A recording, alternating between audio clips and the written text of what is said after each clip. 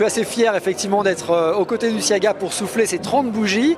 Il faut bien reconnaître qu'il y a 30 ans, c'était assez précurseur de s'intéresser à ces questions de la gestion de l'eau. C'était à l'époque, je crois, pour une question de pollution très localisée. Et on voit en 30 ans les efforts, les actions qui ont été mises en œuvre.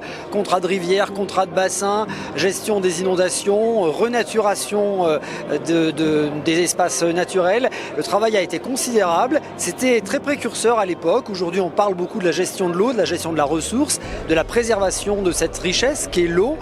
Mais il y a 30 ans, on en parlait beaucoup moins et donc c'était assez précurseur. Et moi, je suis venu féliciter le Siaga. Ça symbolise 30 ans d'action dans le domaine de l'eau, avec bien sûr la préservation des milieux, des projets de territoire auprès des collectivités, une assistance aussi auprès des collectivités pour mieux protéger la ressource en eau notamment.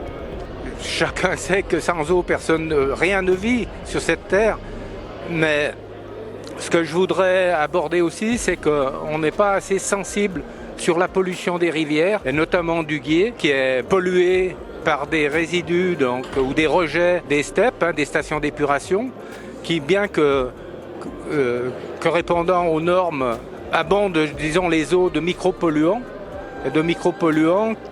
qui sont d'origine agricole, très peu, industrielle, peut-être un peu plus, mais surtout des résidus médicamenteux, de traitements lourds, cancer, sclérose en plaques, pour nommer que cela, mais aussi de tout ce qui est des produits contraceptifs et qui asexue donc la faune piscicole, mais pas que piscicole, toute la faune aquatique qui se raréfie donc par le fait qu'elle se reproduit mal ou voire sur certaines zones pas du tout.